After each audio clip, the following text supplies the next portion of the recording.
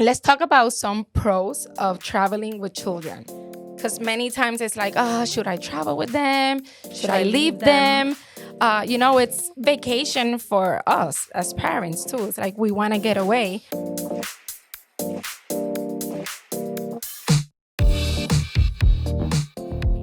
Welcome to Mama's Playground. This is Darlene. And this is Monica. How are you, birthday girl? Happy birthday. Thank you so much. It was not today, it was about a week ago. Yeah, but I haven't seen you.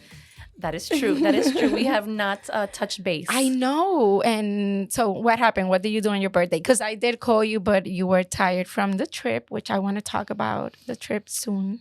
So we took a nice little trip, a little road trip from here to, we went to St. Augustine for a day. Nice. Which I hadn't been to since I was like 5. So I didn't remember anything. So how did you get Benji to go there? Because he said, oh, she wants to go to St. Augustine and older people go there. Which I disagree. I love St. Augustine. You know what? I'm telling you, I hadn't been there. I didn't remember anything, but it was a super cute little town. And he actually liked it. He loved it, actually. Really? The restaurants, the walking, the kids loved it. We went to the San Marco. I think it's San Marco. What is it? El Castillo de San Marco, I think it's called.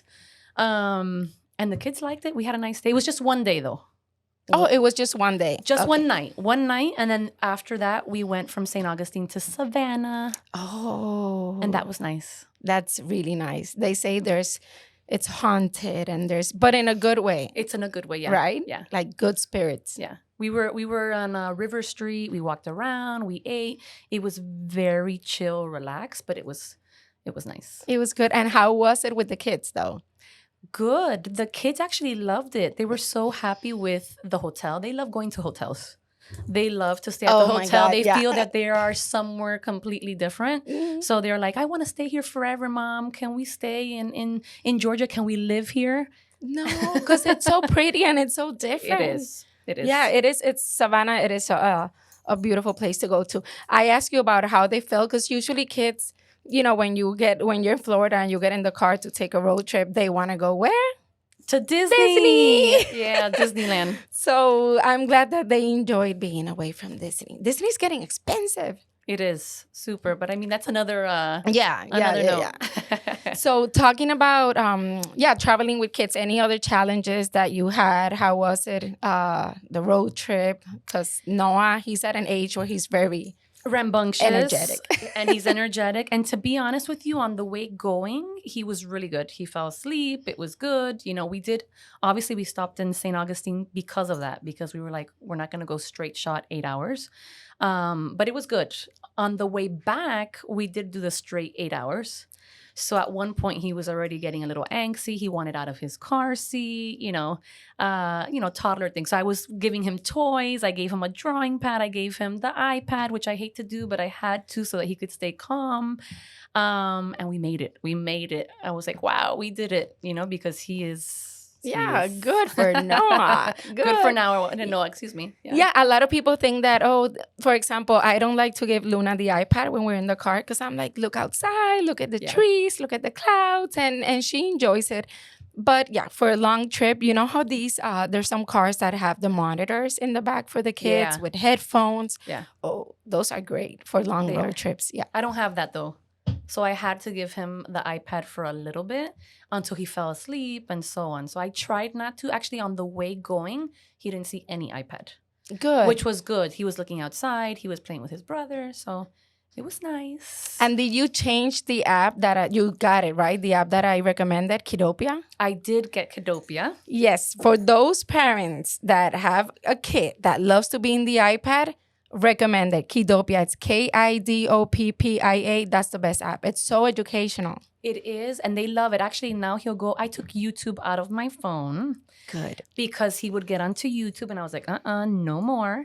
So I put Kiddopia, and so now when he gets on the phone, what he does, he does those learning games on Kiddopia. So it's been good. So having the iPad is not always bad. Yeah. So talking about traveling with kids, there's something, I don't know if you've heard about what just happened with a Toronto baseball player.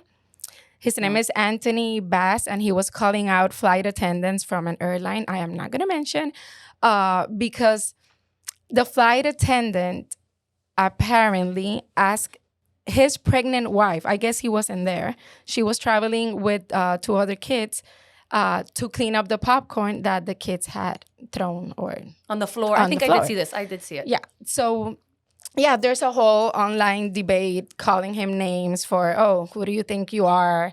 You're You know, entitled. you're entitled. Yeah. Yeah. So there's, I don't know. What do you feel about that? So actually, I did see it. Now that you're bringing it up, I did see it because I saw a couple people on social media and all that commenting about it. Now, I always like to look at the facts, right? So this girl is traveling on her own with, I think it was a 2-year-old and a 5-year-old. She's also pregnant. So I think that was his concern. Like, how is this flight attendant allowing my pregnant wife to get on the floor and pick up the popcorn that my kids threw? Again, to me, it's like I can't, and everybody's going to get annoyed with this answer, but this is always my train of thought. I always say, how did it happen? So, oh, of course. How did it happen? What was the tone of voice that the flight attendant used? Or what tone of voice did she use when she got bothered that she didn't want to pick up the popcorn? You know what I mean? Like, what was going on in the situation? Yes. How did it all come about? Because if the flight attendant would have been like, Miss, please, can you pick up the popcorn? And did she get like, oh, do you know who I am? Like, I don't need to do this. You know, depends how everything went. Yeah. I guess, I don't know. I'm kind of on the fence. But with me and my kids, I feel responsible for my kids. So whatever they do, it's like, I'm not going to make you, Darlene, pick up after them. Like, I'm going to do it, you know, because I'm responsible for my children, you know? His defense was also, well, I wasn't the one that gave her popcorn. Like, she didn't bring the popcorn. I'm sorry. Like, the airline did. Yeah. And then, when you go to the movie theater, do you expect also for everybody to clean up their popcorn? So all of this. But yeah, again, it depends how it happened. It depends if she's 9 months pregnant. Well, she wouldn't be traveling, but maybe the flight attendant didn't know. No, she's like 22. She's 22 weeks. I would understand if you're flying and you got this huge belly and they see you super uncomfortable and the lady's like, pick up the popcorn. You know, out of courtesy, you'd be like, let me help you. But I don't think that's the case in this. And it hasn't been said if it was on the chair that she could have picked it up, or if it was under the seat, which would be a little bit There's difficult. A picture. It was on the floor because I did see it. Okay. So they were showing I the saw floor. the picture, but I didn't see the popcorn. I'm like, I thought I was just looking at the kids, see more or less how old. So yeah, it depends what happened in that situation. But yeah, as a parent, you should be cleaning up after the kids, and that way you're also teaching them what to do when it's called cleanup, people. Clean up. I have this issue too, and I hate to like veer off into something else, but just thinking about it, when I see my neighbors walking their dog, and they have a dog, and I have a dog, by the way, and I see them, and I'm watching them through the window of my kitchen, and they're walking, and their dog poos in my lawn, and they just look around. They look around to see if anybody's there, and they keep walking. That shit drives me insane. Literally, so I guess this is the same thing. Yeah, literally that shit. That's the same thing here. It's like, this is your child. You know what I mean? Like, I understand if the lady was super pregnant and she couldn't and she was feeling sick or whatever, there's, circumstances that may, take you, give you a voucher for that, you know?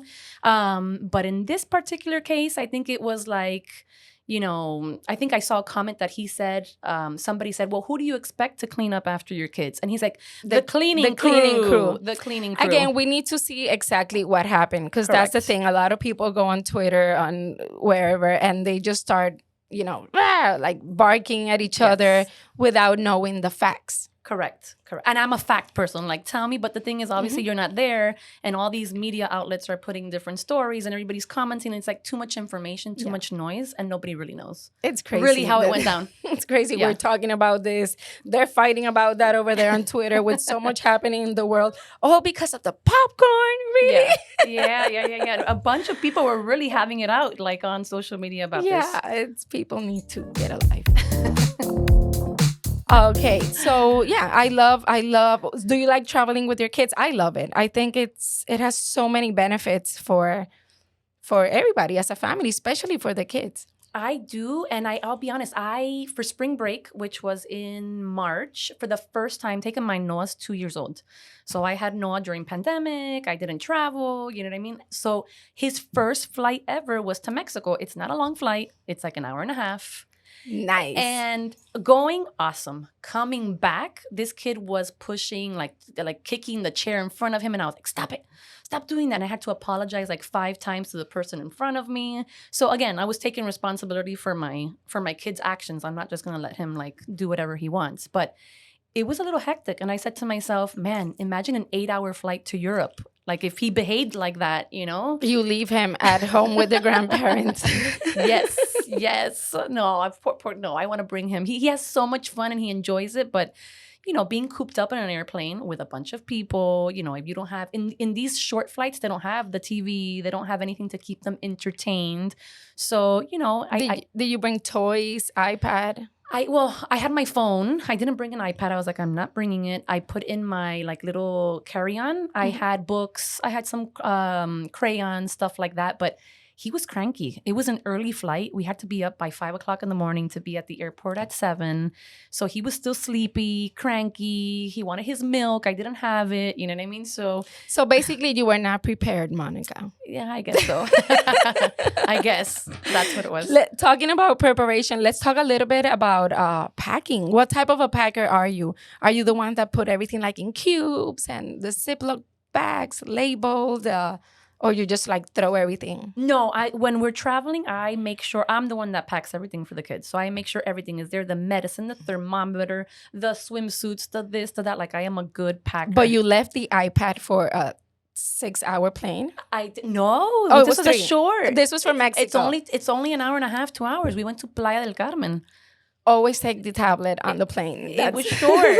And I was like, no, we could do it. This is just an hour and a half, you know? Yeah. But yes, you have to keep them entertained. A lot of snacks and a lot of little games. And so and now I'll know. For the next flight, I know. Yeah. And then Jacob he was just painting.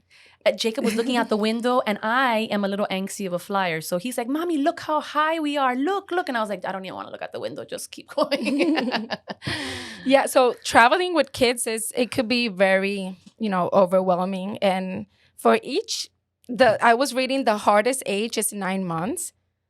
Yeah. And then all the way until you can bribe them and they listen to you and they understand what you're saying. And hey, when we get there, this is what we're going to do. But yeah, I would say the 9 months. I remember traveling with Luna the first year, like 3 times by myself. It was so easy. So easy. But once she hit the 9-10 month that she was more moving around, then that's when it became. And it was trips from LA to Miami. So that's 5 hours, no? 6 hours. Yeah. Okay. I think it just depends on the kid. For instance, my kids hadn't traveled in such a long time because of the fact, Jacob, because Noah's only 2. Mm-hmm. So I think it's just a matter of how much you travel. And I'm assuming the people that travel all day long, or they come from Europe and they come here and so on, they already have it down packed. Oh, yeah. They know what they're bringing. They know how they're packing. They know how their kid behaves. I had a friend tell me she just went for the first time to Spain and to France with her 4-year-old, and then her other son is bigger. He's 8, 9.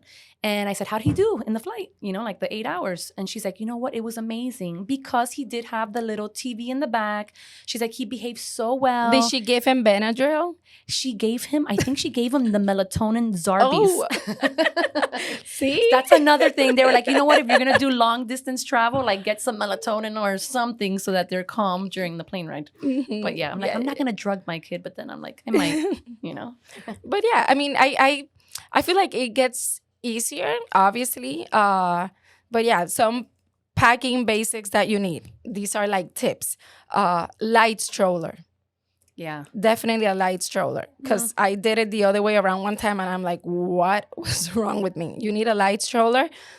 But like when you go, for example, to parks like Disney, I like having the big stroller. Because then in the bottom, I can... Put everything. Yeah. Yeah. I was going to say sneak stuff. Underneath. And I'm saying it right now. Snacks, everything in snacks there. And so you don't have to whatever pay at the park. you want to sneak in. Because it's very expensive in Disney. So other things that I always like to bring with me, white noise. Anything. Well, now there's apps that have it on the cell phone. I haven't used that since they were babies. The white noise. I don't use that anymore. I'm like, why do I need that for? Oh, no. I even got rid. I used to have with Jacob at the beginning the little, it was just like a little circle thing there. And I would put it on his crib and, he would go to sleep perfectly. And I was like, they're older now. Why do I need to use that? I never even thought about that now. Yeah. My sister's like, oh, you're such an overachiever, because I'm always, probably I overpack. Like even if we go on a picnic or to the beach, I just like to bring everything. Her stainless steel bottle, because I hate drinking out of plastic bottles. Yeah. So it's just, anyway, but it gets easier with age, and then they can help you pack. Let's talk about some pros of traveling with children. Because many times it's like, oh, should I travel with them? Should I leave them? It's vacation for us as parents too. It's like we want to get away. And then it's the whole, when you first start planning a trip, should we bring them? Should we leave them? Should we invite the grandparents? Should it be just us? And it's hard. I love traveling with Luna. I would take her with me everywhere. She's already used to our schedule. So if mom and dad are going to do this, then you have to come with us, and she adapts very well. And that's something, when kids travel also, that's a benefit, that they learn to adapt to different situations. When you're traveling, the room is not ready. The flight is delayed. The restaurant was farther from the hotel than it's so many things that can happen. And when you have your kids with you, seeing this and seeing how well or not you adapt to a situation, that's going to help them in the future. So that's definitely one pro. Memories. The memories that you're going to...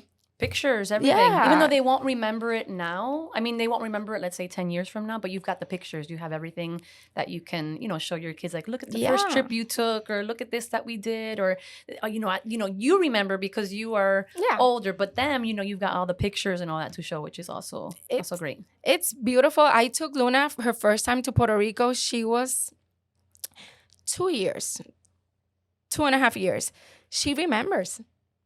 She remembers, and I'm like, wow, it's incredible. Because many parents, they think, oh, they're not going to remember, they're not going to understand what I'm saying. No, kids are smart, and they pick so many things really quick, and it stays in their little minds. Because Luna's always like, she'll see pictures, when we were doing this, and when I wore that dress when we went to Old San Juan, things like that. And she wasn't even 3 years old. So... But for you, what has been like, what's a good memory you have of a vacation you took with your family as a kid? As a kid? When I went to Spain.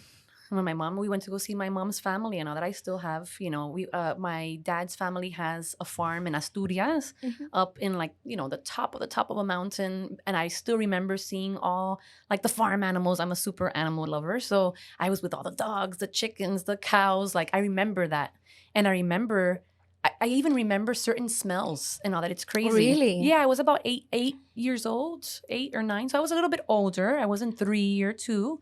But I do remember, and I have pictures of it, things that I could talk to my parents about now that they're in their 70s.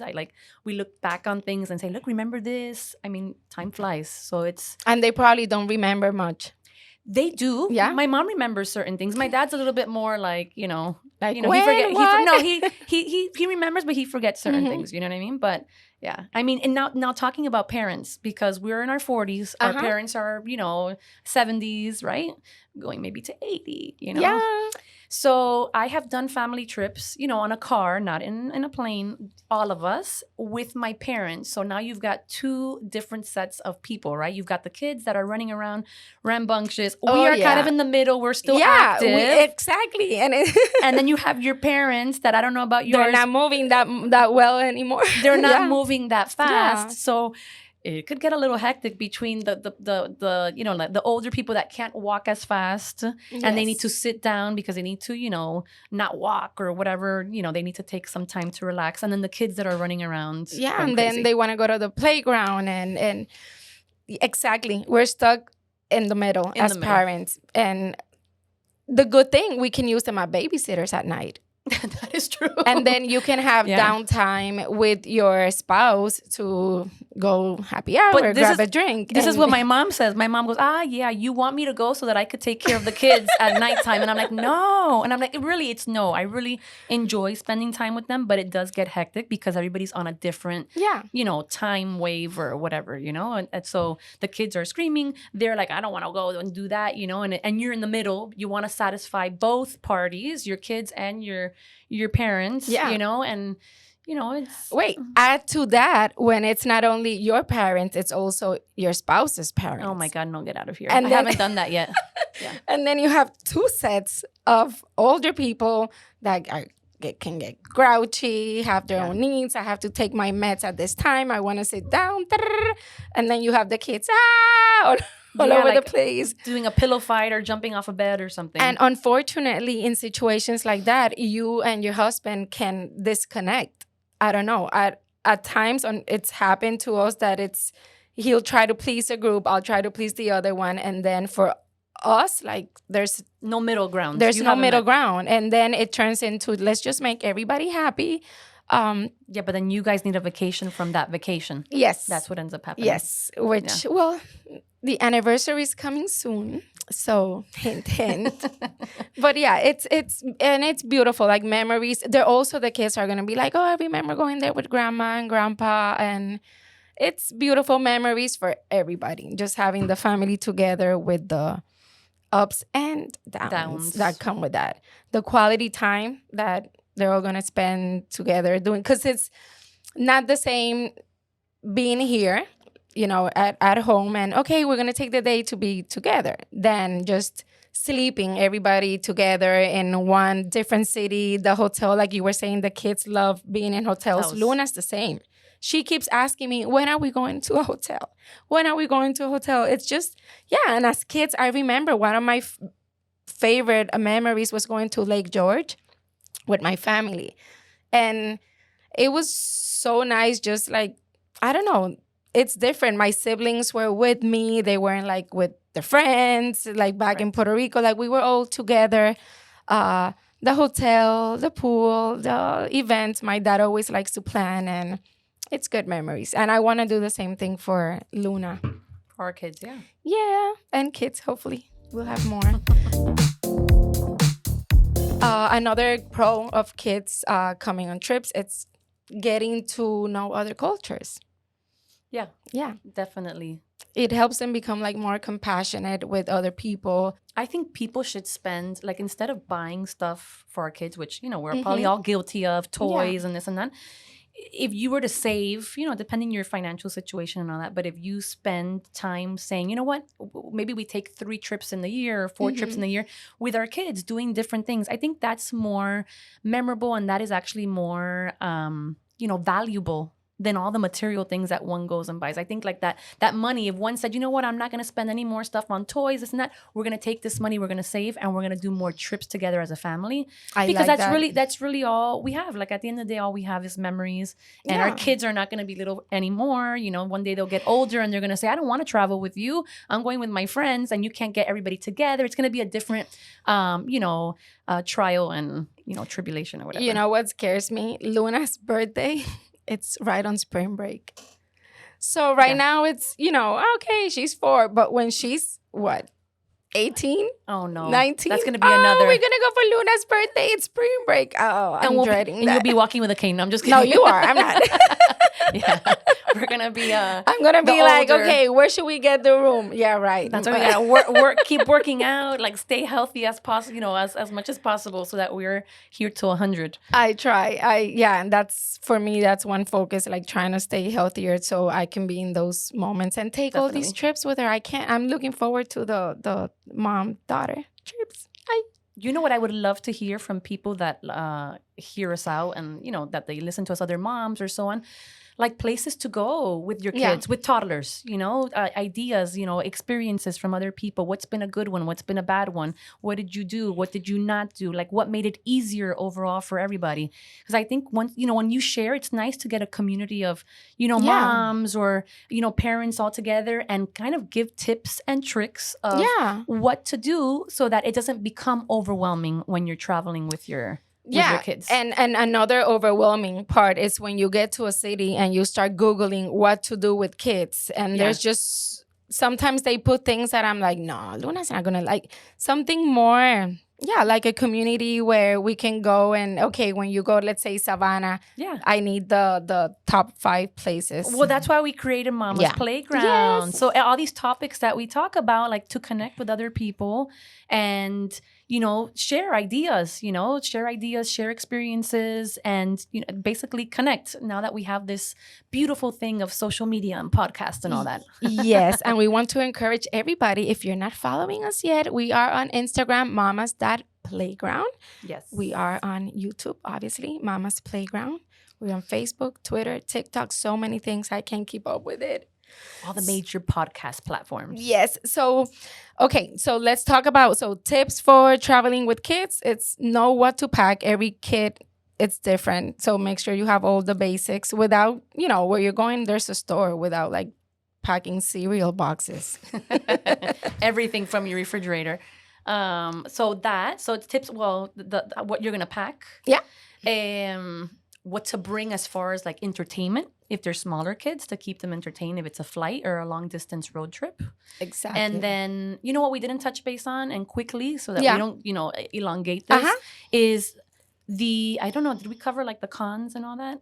I guess the con would be that you need a vacation usually from the vacation. Yeah. And to be honest, my takeaway from this is that when we travel with kids, that is our ultimate sacrifice.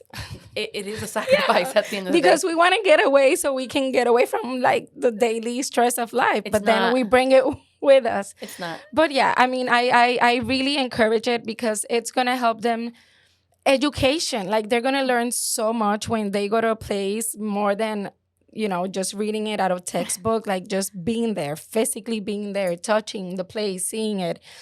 It ends up being more for them. I'm gonna bring a quick little point. I have my friend Denise, and one day I was talking to her on the phone, and she said to me, "Monica, I went on vacation, blah blah blah."